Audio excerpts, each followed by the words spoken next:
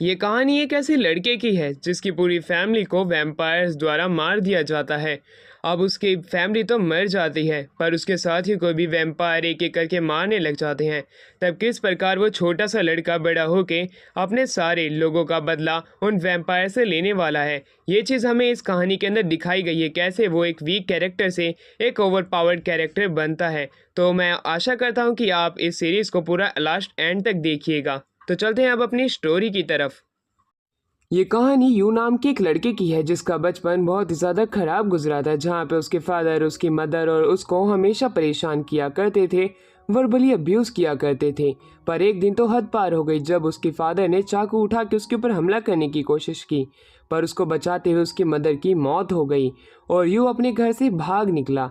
अब वो एक ऑर्फनेज में आ चुका था, जहाँ पे कि ऑर्फनेज के बच्चों से वो सीधे मुंह कभी भी बात नहीं किया करता था।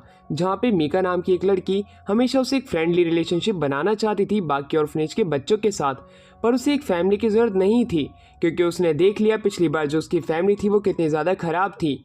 अब वो किसी पे भरोसा नहीं करता था, पर समय के साथ साथ इन सब के रिश्तों में मिठास आने लगी। ये सब अब एक दूसरे पे भरोसा करने लगे, पर यह समय ज़्यादा दिनों तक नहीं टिका जब इस दुनिया के अंदर एक वायरस फैल उठा। जब 13 साल की उम्र से बड़े लोगों की मृत्यु अचानक से होने लगी। इस दौरान वो ऑर्फनेज से बच के भागने लगे, पर वैम्पायर इस दुनिया में रहते थे। उन्होंने ये समय अपने लिए एक अच्छा समझा और काफ़ी सारे बच्चों को उन्होंने किडनैप कर लिया। अब इसी प्रकार 4 साल बीत जाते हैं। उन्हें अब एक सिटी के अंदर रखा जाता था जहाँ पे कि उनके शरीर से रोज़ाना ब्लड निकाला जाता था वैम्पायर्स के लिए। इस चीज़ से यू काफ़ी ज़्यादा परेशान आ चुका था। वो एक रेबेलियस किड था, मीका के साथ वो हमेशा रहता था, पर एक दिन वो बच्चों को देख रहा था जहाँ पे कुछ वैम्पायर्स ने बच्चों को खेलते हुए परेशान करना शुरू कर दिया और उन्हें पीटने की और जान से मारने की भी कोशिश की।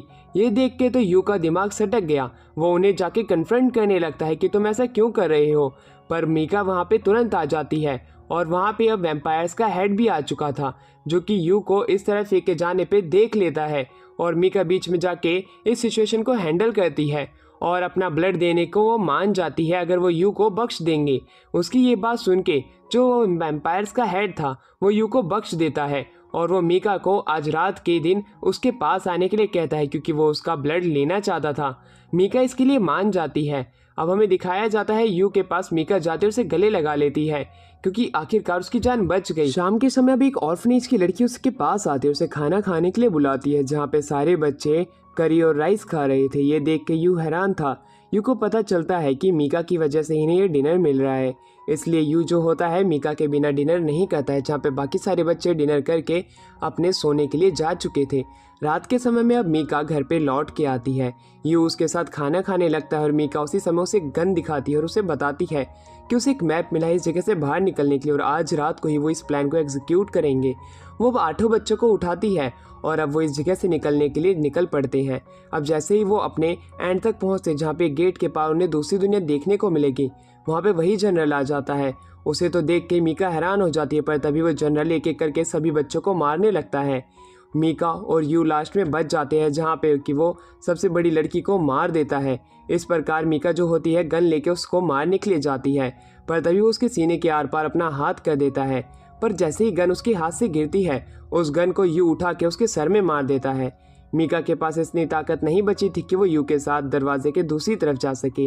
यू इसे घसीटते हुए ले जाने लगता है, पर मीका उसे धक्का देके कहती है, तुम यहाँ से चले जाओ, मेरे बिना मैं अब तुम्हारे साथ नहीं आ सकती हूँ, तुम्हें मेरी बात माननी पड़ेगी। उसकी इस तरह की बात सुन के यू जो होता है वहाँ से बड़ी ही तेजी में भाग जाता है। या आप डेली के 200 से 300 रुपए कमाना चाहते हो, वो भी घर बैठे बैठे। सिर्फ आप लोग को कुछ गेम्स खेलने होंगे और कुछ टास्क पूरे करने होंगे। अगर आप लोग ये सच में करना चाहते हो तो आप लोग को मैं बताना चाहता हूँ एक बहुत ही रेवोल्यूशनरी ऐप सिक्का के बारे में। जैसे ही आप लोग डिस्क्रिप्शन की लिंक से डाउनलोड करोगे आपको ऐसा कुछ इंटरफेस देखने को मिलेगा। साइन अप करने के लिए आप लोग मोबाइल नंबर या गूगल अकाउंट का यूज कर सकते हो। तो आपको कॉइन्स कलेक्ट करने देख सकते हो, यहाँ पर बहुत सारे तरीके से आप लोग कॉइन कलेक्ट कर सकते हो। आप लोग गेम्स खेल के भी कॉइन कलेक्ट कर सकते हो। आप लोगों ने कॉइन्स कलेक्ट किए, आप लोग रिडीम सेक्शन में जाना। तो मैंने कुछ देर ऐप यूज कर 2800 कॉइन कलेक्ट कर लिए हैं। अब मैं इसे रिडीम करूंगा। रिडीम करने के लिए मैं सिर्फ यूपीआई पे जाऊंगा और अपना यूपीआई एड्रेस डाल दूंगा। और जैसे ही मैंने अपना यूपीआई एड्रेस डाला और यहाँ पर आप देख सकते हो तुरंत मैसेज आ गया। और ये काफी आसान प्रोसेस है। इस तरीके से आप लोग दिन के 300 से 400 रुपए आराम से कमा सकते हो। जैसे ही वो वहाँ से बाहर निकलता है, विंटर का समय चालू था। वो ये देख के हैरान था कि उसके पास में 3 लोग बढ़ते हुए आ रहे हैं। उन्होंने क्लॉक पहन के रखा हुआ था। वो वहाँ पे आते हैं और कहते हैं तुम ही वो चोजन वन हो जिसकी मदद से वैम्पायर्स को हम एक्सटर्मिनेट कर सकते हैं। ये बात सुन के वो काफ़ी ज़्यादा हैरान था। तो दूसरी तरफ वो बंदा जो कि उसे ये सब कह रहा था, वो खुद को इंट्रोड्यूस कराते हुए बताता है कि वो डीमन हंटिंग आर्मी का एक लेफ्टिनेंट है और उसका नाम इचिगो गोरेन है। और उसकी ये बात तो सुन के यू हैरान था। पहले तो वो जानना चाहता था कि इंसान अभी तक इस दुनिया में जिंदा कैसे हैं, क्योंकि वैम्पायर्स ने तो उन्हें ये बताया था कि बाहर की दुनिया के सभी लोग मारे गए हैं। जिसके ऊपर गोरेन उसे बताता है कि ऐसा नहीं है, उस वायरस ने काफ़ी सारे लोगों को तो मार दिया था। अब इंसानों की आबादी 10% भी नहीं है, पर जितने बचे हुए हैं वो अभी तक जीवित हैं। उसकी बात सुन के वो हैरान था, जिसके बाद में गोरेन उन्हें ज्वाइन करने के लिए कहता है। उसकी मदद से वो वैम्पायर्स को ख़त्म करना चाहते हैं। यू को भी उन्हें ख़त्म करना था, इसलिए वो उन्हें ज्वाइन कर लेता है। अब यू को अब हमें 4 साल बाद दिखाया जाता है, जो कि अब एक बड़ा बच्चा हो चुका था। वो एक मॉन्स्टर से फाइट कर रहा होता है अपनी कटाना की मदद से, और उसे एक अच्छी टक्कर देता है। जिसके बाद में अब हमें उसे स्कूल में दिखाया जाता है। स्कूल के अंदर यू का समय पूरा बर्बाद जाता है। क्लास एंड होती है और उसके पीछे एक लड़की जिसका नाम शिनोवा हिरागी होता है वो आती है, जिसे कि गोरेन ने अपने काम के लिए रखा था, जो कि था यू के ऊपर नज़र बनाए रखना। वो गोरेन का लेटर से पकड़ाती है, जिसमें गोरेन ने लिखा था कि मैं तुम्हें जब तक अपनी आर्मी के अंदर नहीं ले सकता हूँ जब तक तुम अपना एक दोस्त ना बना लो। मैं ऐसे बंदे को अपनी टीम में कभी नहीं रखूँगा जो कि बिना फ्रेंड्स के रहेगा। शिनोवा उसे बताती है कि तुम्हें अब एक फ्रेंड बना के ही रहना पड़ेगा, वरना तुम्हारी लाइफ इस तरह बेकार जाएगी। तो दूसरी तरफ जब वो बात कर रहे थे, पीछे एक लड़के को एक लड़का जिसका नाम यामानाकी होता है वो बुली कर रहा था। उस लड़के को वो पीट रहे थे। वहीं अब वहाँ से यू जाने लगता है। यू इस तरह के मामले में ज़्यादा दखल अंदाजी नहीं देता है, पर शिनोवा के कहने पे वो वापस आता है और उस लड़के का जिसका नाम योइची होता है उसकी मदद करता है। वो यामानाकी से भिड़ने के लिए तो जाता है। वो जानता था कि वो इन सब को अपनी फिजिकल स्ट्रेंथ से लपेट सकता है, इसलिए वो उनसे फाइट करने के लिए तैयार तो था। पर तभी शिनोवा पीछे से बताती है कि तुम ऐसा नहीं कर सकते हो। अगर तुम इनसे फिजिकल फाइट में इंगेज होते हो तब गोरेन तुम्हारी पनिशमेंट और भी ज़्यादा बढ़ा देगा। इस वजह से अब यू भी योइची के साथ पिटता है। अब वो तीनों एक साथ स्कूल के बाहर आने लग जाते हैं, जहाँ पे योइची बताता है कि यामानाकी उसे मार नहीं रहा था बल्कि वो उसे रिजेक्ट कर रहा था, क्योंकि योइची जो था वो चाहता था कि यामानाकी डीमन आर्मी में गया है और वो उसके लिए कुछ अच्छे शब्द बोले, जिसकी मदद से यामानाकी की मदद लेके योइची भी डीमन आर्मी में जा सकता है, जिसकी मदद से वो इन वैम्पायर्स को मार सकता है जिनकी वजह से उसकी सिस्टर की जान गई थी। अब उसकी इस तरह की बात सुन के यू के दिल में उसके लिए एक अलग ही जगह बन जाती है, यानी कि वो उसकी रिस्पेक्ट करने लगा था। जब यू वहाँ से जाने लगता है, पीछे वाली बिल्डिंग में एक ब्लास्ट होता है। उस ब्लास्ट को तो देख के वो सब वहाँ पे जाने से मना करते हैं और डीमन हंटिंग ग्रुप के लोगों को बुलाते हैं। पर यू जो होता है वो कहता है इतना समय हमारे पास नहीं है, हमें जल्द ही एक्शन लेना पड़ेगा। और यू ये भी जानता था अगर उसने डीमन हंटिंग ग्रुप के लोगों के आने से पहले ये मामला निपटा दिया तब उसके लिए शायद से एक और जगह बन सकती है डीमन हंटिंग ग्रुप के अंदर।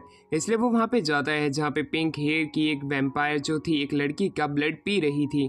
उसी समय यामानाकी भी वहीं पे बैठा हुआ होता है।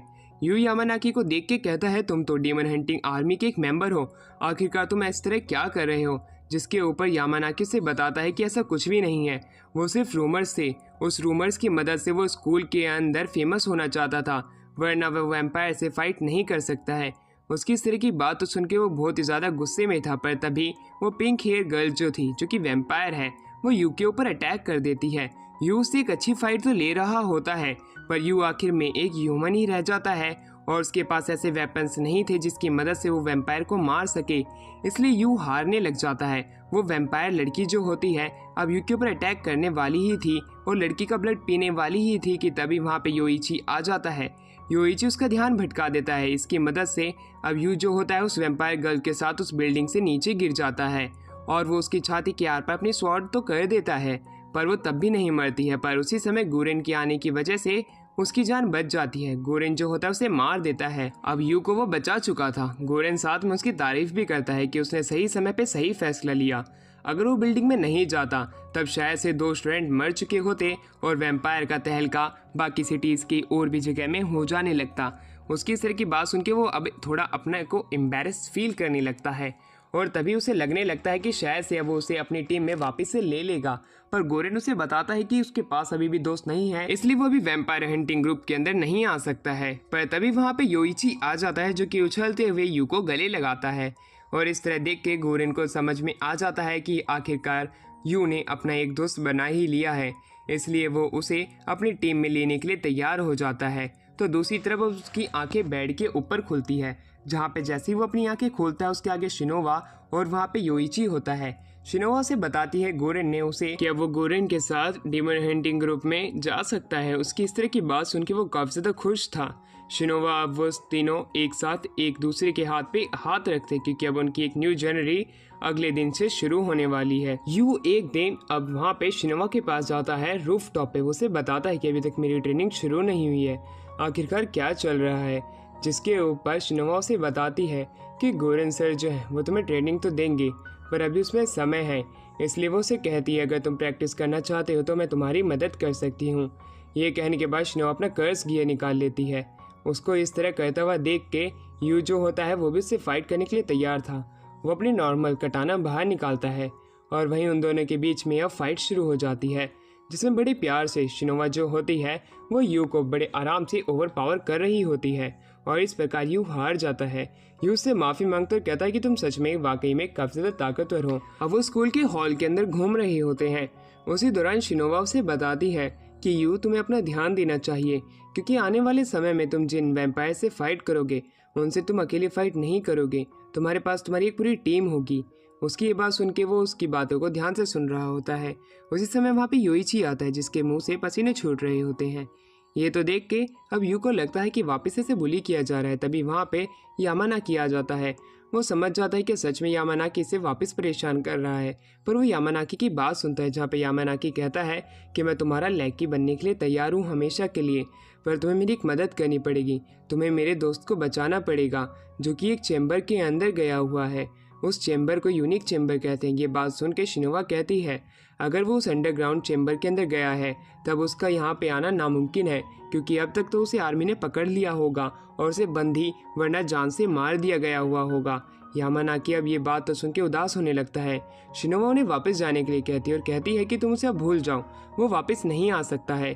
पर वो उसे चेक करने के लिए तैयार थी कि अभी तक वो जिंदा है या मारा गया है, इसलिए वो यू को और योइची को अपने साथ चलने के लिए पूछती है। वो दोनों तैयार थे, इसलिए वो तीनों मिलके उसी हिडन चेम्बर यानी कि जिसे यूनिक चेम्बर कहते हैं वहाँ जाने लगते हैं। वो वहाँ पे पहुँच जाते हैं जहाँ पे कि एक फॉर्मेशन के अंदर हमें दिखाया जाता है यामानाकी के उसी ही दोस्त को जो कि वहाँ पे कर्स गियर लेके अपने हाथों में खड़ा हुआ था।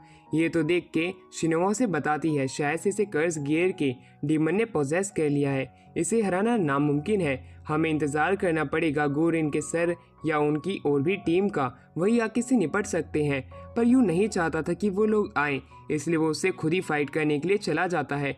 उसे रुका नहीं जाता है। अब वो उस फॉर्मेशन के अंदर पहुंच के उससे फाइट करने लग जाता है। वो डीमन वाकई में काफी ज्यादा शक्तिशाली था जिसने उस बच्चे की बॉडी पोजेस की थी। अब यू जो होता है उससे फाइट करने के लिए तैयार था क्योंकि वो पहली बार एक डीमन से फाइट कर रहा था। वो आगे बढ़ता ही है कि तभी वह बीच में शिनोवा आके उसे रोक लेती है। वो कहती है अगर तुम इस डीमन से फाइट करोगे तो शायद से वो तुम्हें भी कैप्चर कर सकता है और वो तुम्हें अपना होस्ट बना लेगा। पर यू जो होता है उसकी इस बात को मानने से इनकार कर देता है और वो उस बंदे पे अटैक करने लगता है। पर उसके अटैक करने से पहले उसे एक इल्यूजन आने लगता है जहाँ पे कि उसके ऑर्फनेज के सारे बच्चे उसके सामने थे। वो सभी को देख के वो काफ़ी ज़्यादा खुश तो था, पर उसे पता था कि वो सभी मर चुके हैं और ये सिर्फ इस डीमन का इल्यूजन है। और तभी उस डीमन की हमें परछाई को दिखाया जाता है जो कि मीका का रूप ले लेता है। अब मीका जो होता है वो कहने लग जाता है यू अगर तुम्हें पावर चाहिए या तुम्हें हमारा रिवेंज लेना है तब तुम्हें इस डीमन के साथ मिलना ही पड़ेगा। उसकी बात सुन के वो मना कर देता है क्योंकि कभी भी मीका उसे नहीं बोलेगा हमारे लिए रिवेंज लेने के लिए। वो सिर्फ उसे उसकी अच्छी लाइफ जीने के लिए कहेगा और इन चीज़ों को भूल जाने के लिए। वो उस डीमन के इल्यूजन को तोड़ देता है। जैसे ही वो तोड़ता है उसकी आंखों के सामने योइची और शिनोवा बैठी हुई होती है। उन्हें देख के खुश था। शिनोवा उसे बताती है कि आखिरकार उसने इस कर्स गियर के डीमन के पोजेशन से बाहर आ गया और उसने उस बच्चे की भी जान बचा ली। ये बात सुन के यू को लगता है कि अब वो इस डीमन गियर को मतलब कि पा सकता है, यानी कि जिसे कर्स गियर कहा जाता है, उसकी वजह से वो ताकतवर बन सकता है। पर शिनोवा से बताती है कि हर एक कर्स गियर को सबसे पहले ग्यूरिन की नज़र से होते हुए जाना पड़ता है, उसके बाद ही वो बाकी लोगों को कर्स गियर मिलते हैं, इसलिए वो उसे नहीं पा सकता। ये कह के वो वहाँ से जाने लगती है, पर वो इस बात से ज़रूर हैरान थी कि यू कितनी जल्दी उस डीमन के उस इल्यूजन से बाहर निकल के आ गया। अब हमें मीका को दिखाया जाता है जो कि अभी तक जिंदा था। अब हमें पास्ट में बताया जाता है कि आखिरकार वो जिंदा कैसे बचा। वो रात जब वो लोग यहाँ से एस्केप कर रहे थे उस समय वो मरने वाला ही था, जब उसने यू को अपने पास से दूर यानी कि दूसरी तरफ जाने के लिए कह दिया था। वो मरने का इंतज़ार कर ही रहा था कि तभी वहाँ पे वैम्पायर क्वीन आ जाती जिसका नाम क्रूल था। वो अब उन बच्चों को चेक करने लगती कि उनमें कौन जिंदा है।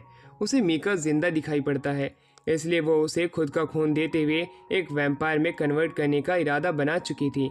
वो उसके पास जा ही रही थी कि तभी वरैत की आंखें खुल जाती है, जो कि वही हेड था जिसने ऑर्फनेज के सभी बच्चों को मारा था। वो कहता है कि तुम ऐसे नहीं कर सकती हो, ये टैबू है, तुम किसी को भी वैम्पायर नहीं बना सकती हो। पर उसकी ये बात सुन के क्वीन गुस्से में आ जाती है और वो उसके मुंह पे एक लात मारती है। वरैत जोर जाके गिरता है और वो उसके मुंह पे पाँव रखते हुए कहती है तुम्हें अपना मुंह बंद रखना पड़ेगा, और वो मीका को अपना ब्लड पिला देती है। मीका जो होता है अब एक वैम्पायर बन चुका है जिसके पास एक लॉन्ग लाइफ है। तो दूसरी तरफ अब हमें दिखाया जाता है यू को, जो कि स्कूल के हॉल में घूम रहा होता है। उसके पास में एक पिंक हेयर लड़का आता है, उससे वो टकराता है और उसी समय वो पिंक हेयर लड़का जिसका नाम केनिची है उसके मुक्के मारने लगता है और इन दोनों के बीच में एक फाइट शुरू हो जाती है। उसी शाम को हमें योइची को और यू को दिखाया जाता है जो कि शिनोवा के पास आते हैं। आज के दिन उनका गुरिन के साथ एक क्लास है, यानी कि वो उस यूनिट में जाने जा रहे हैं जिसके अंदर से वो वैम्पायर्स को मार सकते हैं। वो क्लास के अंदर जाते हैं जहाँ पे कि गुरिन सो रहा होता है।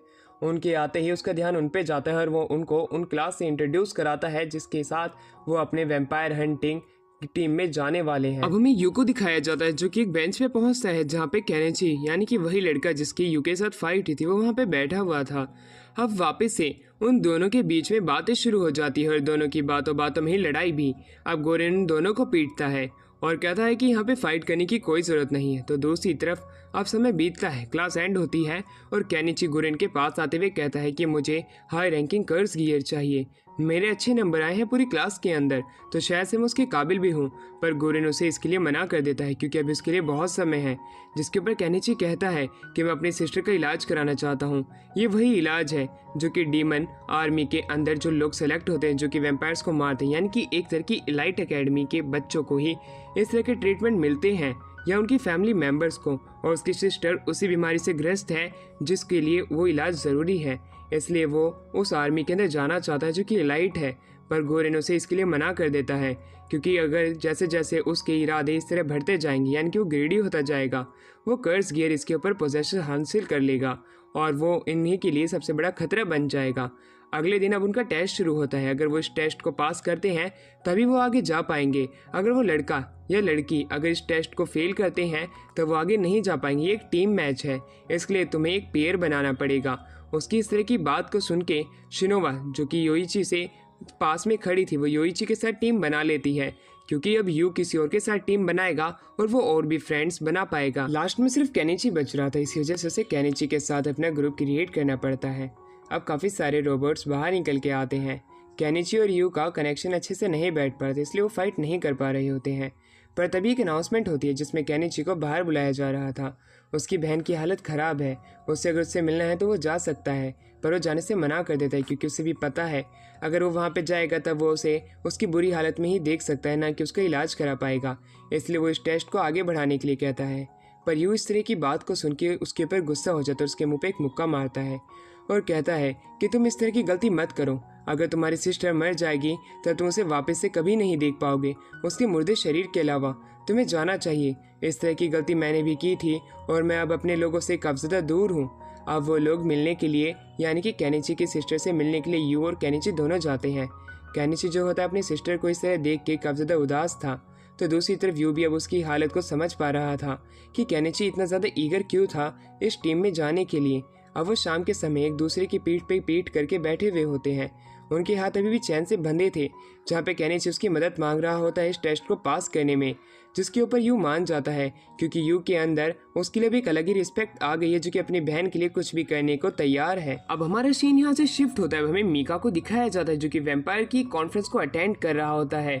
जहाँ पे कि क्रूल के द्वारा ये बताया जाता है कि 8 साल पहले जैसे वायरस आया था जिसकी वजह से आधे इंसान खत्म हो गए थे, वैसे ही एक वायरस आने वाला है। इस चीज़ का फ़ायदा उठाते हुए हमें सारे इंसानों को ख़त्म कर देना चाहिए।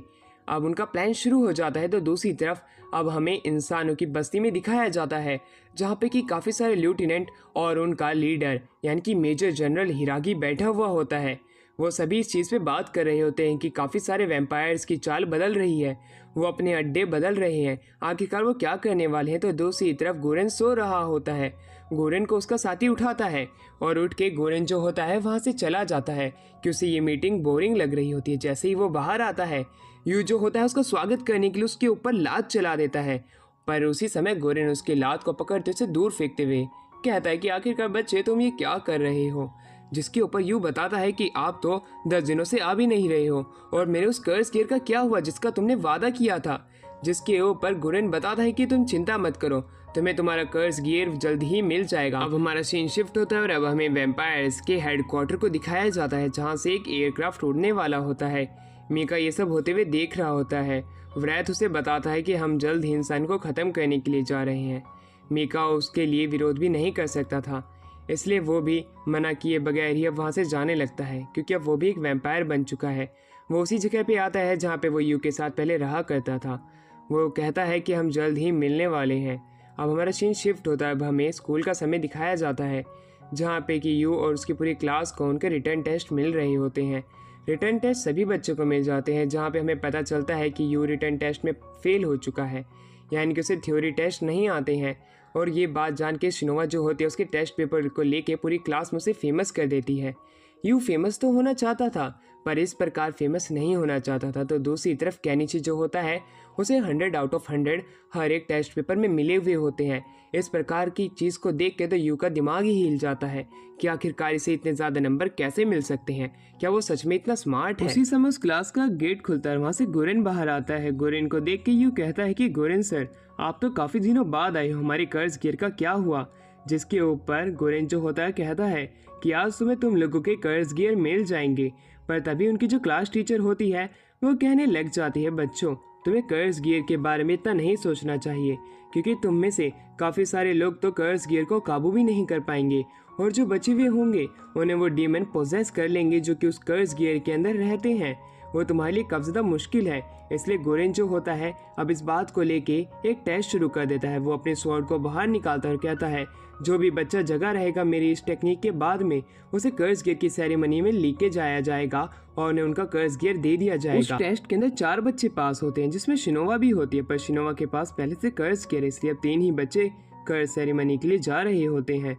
वहाँ पे जाते जाते उनकी क्लास टीचर को योइची के लिए काफ़ी ज़्यादा परेशानी होने लगती है क्योंकि वो जानती है योइची इतना ज़्यादा पावरफुल नहीं है, बाकी बच्चे किसी तरह कर्ज गियर को हासिल करने में कामयाब हो पाएंगे पर शायद से योइची नहीं कर पाएगा। गोरेन जो होता है योइची की तरफ देख के कहता है, योइची अगर तुम वापस जाना चाहते हो तो तुम जा सकते हो, क्या पता तुम इस चीज़ में मर भी सकते हो। पर योइची जाना चाहता था।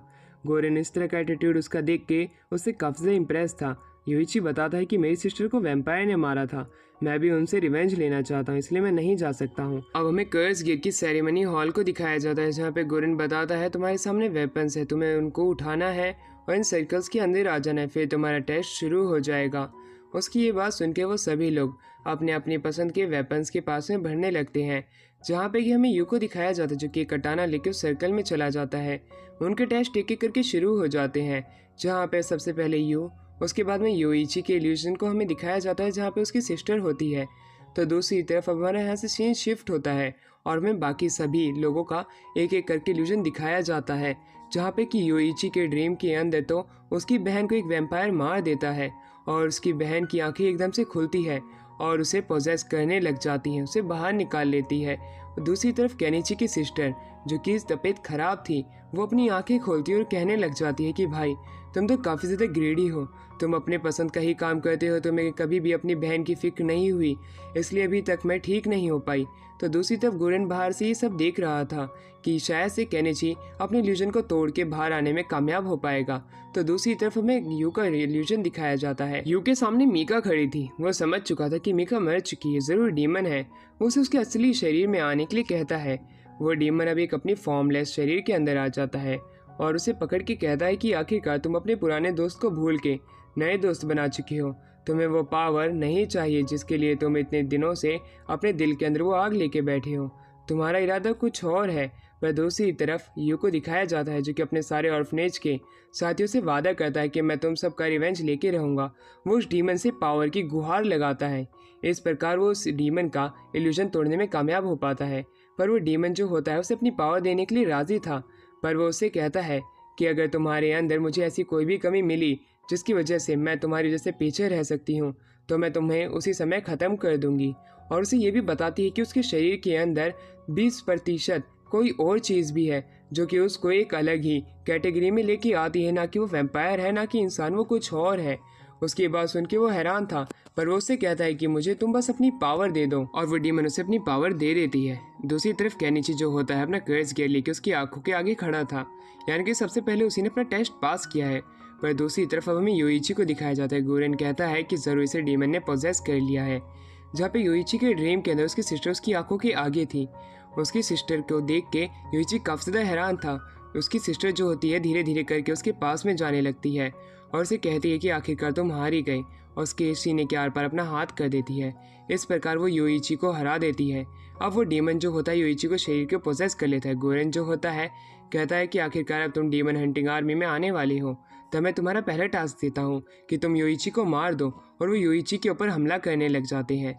योइची को बचाना चाहते थे इसलिए वो उसे ओवर